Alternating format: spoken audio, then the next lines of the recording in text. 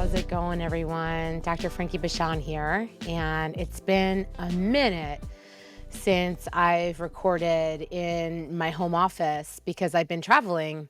I was mostly in New York City for about a month. There was so much going on there with little gay book matchmaking events. We had a rooftop event that was so successful and beautiful. I got to meet clients that I've never met in person. And then I got to meet and see clients that I haven't seen in years, both matchmaking, coaching clients, which was really beautiful. And before I even got there for the meet and greet, we had a speed dating event that was very well attended and super successful. Just I could feel. I've been running events for so many years. It's like 2 decades now. I know when I walk in a room when the event's successful, it's not just about it being crowded, but there's a popping energy you can feel. It's like you can feel it in your bones.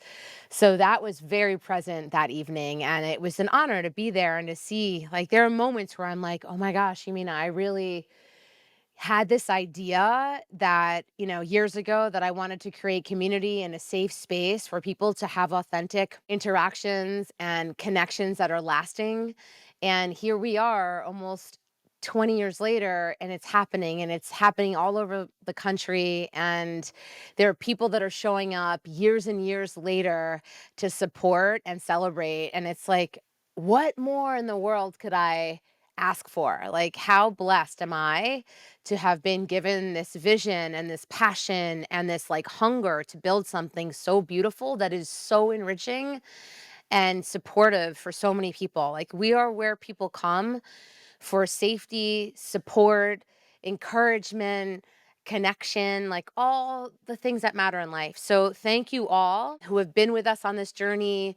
Even those of you who are new to me, Dr. Frankie, and Little Gay Book, and all the things that I do and I create, none of this could happen if it wasn't for you. So thank you so much.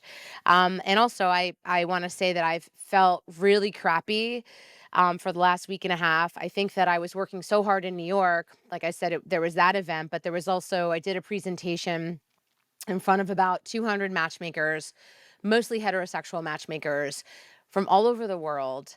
And a lot of them are doing coaching, and I'm a clinical psychologist who's been practicing as a psychologist for 25 years. And I presented on the importance of recognizing when somebody actually needs mental health support by a licensed therapist, because what they're dealing with is beyond something that a coach can actually address, and when to recognize that, and how to actually do a warm handoff, and how to build a system that you can rely on where you can actually refer your coaching clients to well-trained licensed practitioners that will only enhance their experience and their ability to actually show up in relationship, show up for their matchmaker and the dates that their matchmaker is working so hard to coordinate. So I think it landed really well, and I was thrilled to, receive the reception that I did. People were receptive and excited and had lots of questions, which is amazing. And then I got to connect with other matchmakers that we collaborate with and we're so grateful for. And then I got to spend time with my dad, who some of you know is struggling with Alzheimer's, and it's a phase that is new to me. Never thought I would find myself here, but I'm here, and I'm learning all about how to navigate a system that is convoluted and confusing, and trying to gain as much knowledge from the resources around me. We don't realize that the people that are already around us that we have access to are full of a wealth of knowledge, and they want to help and they want to support. So just make sure what I'm learning, and I want to impart to you all, is like, make sure that you're tapping into the system you already have, and ask them questions, ask them if they have any resources they can share, because chances are they too have dealt with challenging situations with their parents who are declining in health, or maybe dealing with cognitive decline like my dad. I've gotten so much helpful information and resources to help me figure out how I can best support him.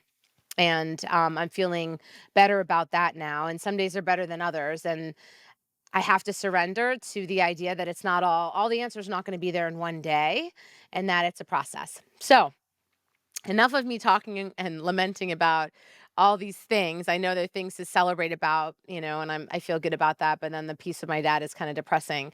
But it's reality. I can't just talk about the positive things. I also have to talk about the not so great things because I know that you're here for it all and I'm a human and you know that I'm a human and it's not all great like sunshine, unicorn, rainbows every day. So, all right, with all that said, let's jump into today's topic. It's a good one, and I've got such a there's so many that I have to catch up on. You've all been really patient. I know that there's a backlog. So, what's a situationship, and are you in one? Like right now, are you in a situationship? Another night out listening to my best friend complain about her situationship. Just got out of a summer situationship, not trying to end up in a situationship again. If you're on social media or dating apps, you may have heard phrases like this, ones that imply both that everyone seems to be in and out of situationships constantly, and also that a situationship is maybe undesirable to be in. But what actually is a situationship? And what do you need to know about them anyway? Could you be in a situationship right now? Today, I want to share with you what you need to know about the dating phenomenon of the situationship and what it means for you. So, first, let's just define what a situationship is. While it may not have an entry in the dictionary, generally, a situationship refers to an ongoing romantic or sexual dynamic that's not clearly defined by the parties involved in it and which hasn't been formally established with a conversation outlining its parameters. This could mean the relationship doesn't have a label. Like, is this a date? Are you my girlfriend? Or that the emotional and relational boundaries of it aren't really that clear. Can I call you when I've had a bad day at work? Are we exclusive or seeing other people? Do you see this going anywhere? A situationship can refer to any number of dynamics under the umbrella of casual dating. From regular friends with benefits who have a purely sexual connection to people who go on dates regularly and share time together, but isn't organized by specific commitments to one another. That sounds like what I'm doing. Is that bad? Situationships can be a negative connotation for some people, especially if desires and goals for the connection aren't actually aligned. Sometimes people feel like they've been suckered into a situationship or are settling for one. I thought they wanted something serious, but this is a situationship after all. This disconnect can arise when expectations and hopes for a connection aren't communicated about clearly, or when one or both people aren't transparent and direct about what they actually want.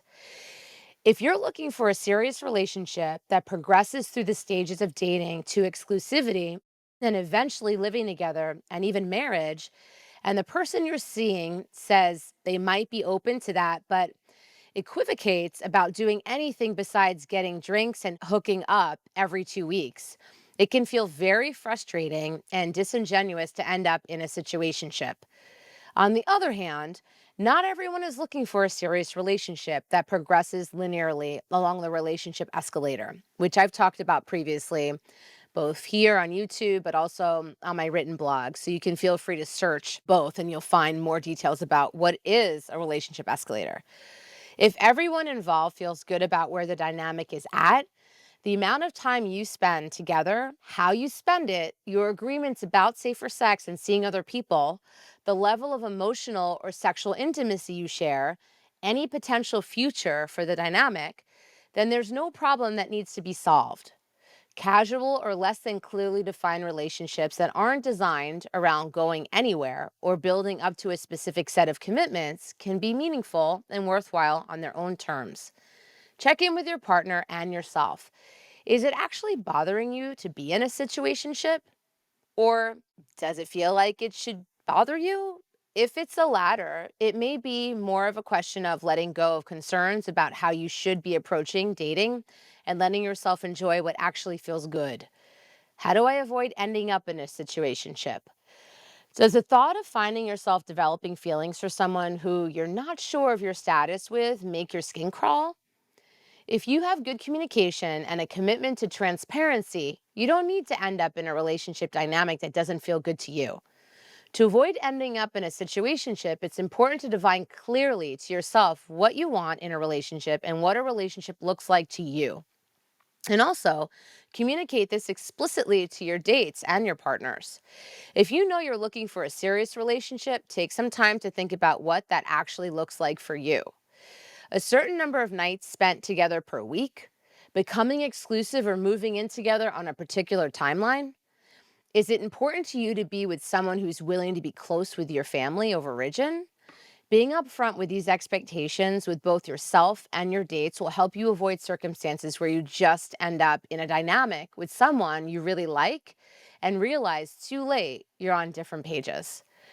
With that said, it's certainly possible to end up in a situationship without meaning to, despite your best efforts at communication, either because the other person isn't being honest with you or themselves, or because one of you didn't have a full picture of what you wanted. In that case, the best way forward is to dive in and have a what are we conversation, which I've also talked about in the past. So feel free to search that, the what are we conversation. Knowing that the answer to it may not be what we want to hear, and being willing to graciously end the relationship if we ascertain that the other person isn't available for the kind of commitment or relationship structure we want. And keep in mind, folks, like this whole relationship escalator, it's like it doesn't, even though our society tells us that relationships should look a certain way, it it's really about what's comfortable to you and the person that you're with. You get to decide how you want to do what you're doing. Don't let other people decide for you. Don't let pop culture decide. Don't let TikTok decide. Don't let a song decide. You figure out what feels right to you. Communicate with your person or your persons and see what's comfortable to them and figure out how to meet somewhere, like be able to meet in the middle, be able to compromise and enjoy yourselves. Like, don't worry about all the rules that we've been told that we're supposed to follow and the idea that a relationship should be so linear and black and white. It's way more complicated than that. And I think it's just we got to be true to ourselves and communicate, communicate, communicate, like I always say. All right, everyone. I will see you next week. Kisses, hugs. Looking forward to seeing you then.